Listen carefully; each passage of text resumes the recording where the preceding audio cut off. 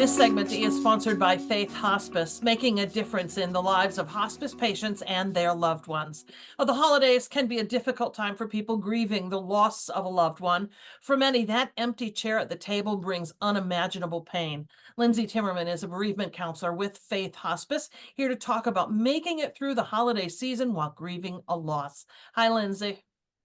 Hi there. Thanks for having me.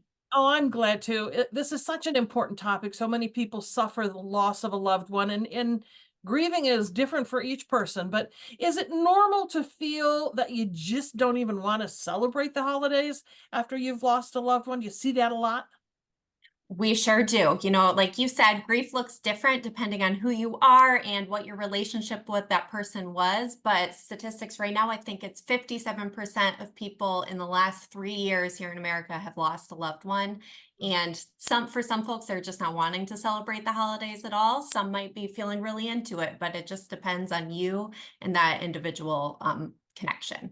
On the other hand, some people may still be very excited about the holidays and spending time with family and feel guilt that they're not really maybe suffering enough, if that's the right way to say it.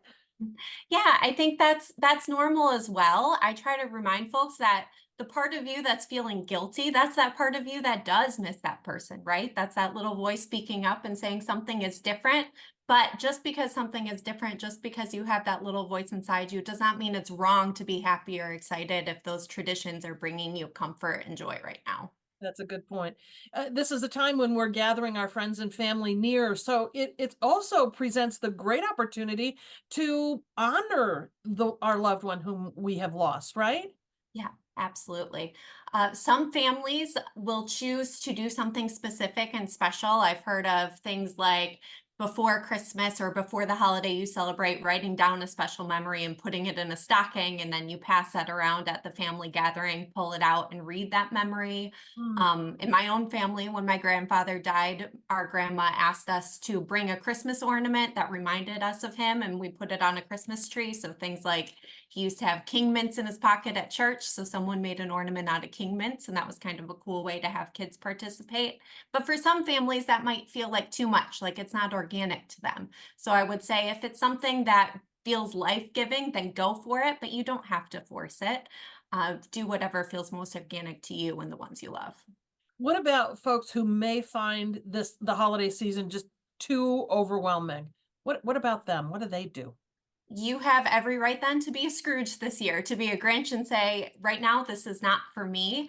I think people sometimes feel guilt around that. But again, it's really important to ask yourself, does this thing feel life giving? If so, then do it. Or does it feel draining? If it's draining and if it's taking on those limited resources that you have in your grief, then it's not for you and you can always return to it next year. There can be some conflict in our grieving too if different members of the family, like we said, they all do it differently, right? Even among family members, and some want to, honor all the traditions, and some don't even want to look at a tree or think about it at all.